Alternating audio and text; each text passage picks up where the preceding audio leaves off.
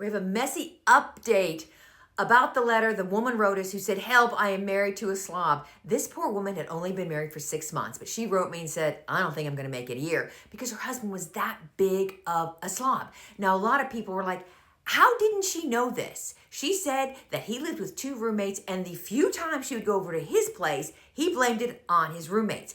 He did stay with her some, and she said he was messy, but he wasn't disgusting. She said she married this man. He takes stuff out of the refrigerator.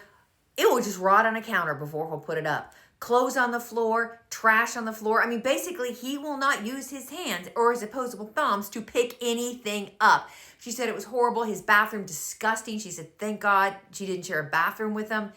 It was just that it was like messing with her mind. They've got a maid. They talked about it till she was blue in the face. You know, they did all this stuff. But she said the maid didn't help because 2 hours later, the place would be destroyed. It smelled. Ugh. So my advice was like, run. If someone's a slob like that, I mean, oh my God. Her mother's like, no, don't give up on your marriage. You can train him.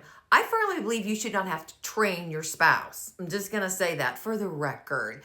And then she said in her letter that she felt like he was doing this intentionally, like just to get at her, which was like, get out of the marriage, get out of the marriage. So here's what happened.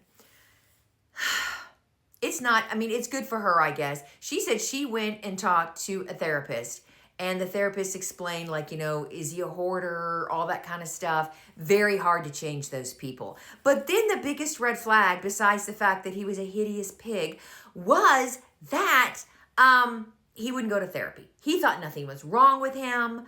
You know, he lived this way. He's fine. You know, she was just like, you know, a bitch, type A, all that kind of stuff. And she's like, no.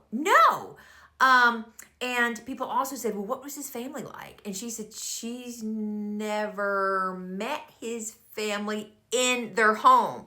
She's gone out to dinner with his mom and dad, and she said their table manners were fine, but she said she's never been in his home. So, yikes. Yeah, but she has filed for divorce, and she said she thinks she made the right decision. I'm like, hell yeah, you did.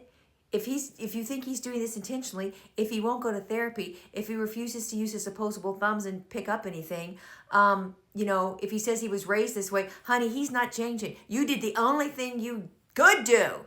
You ran for your life. So there's that update. What do you think?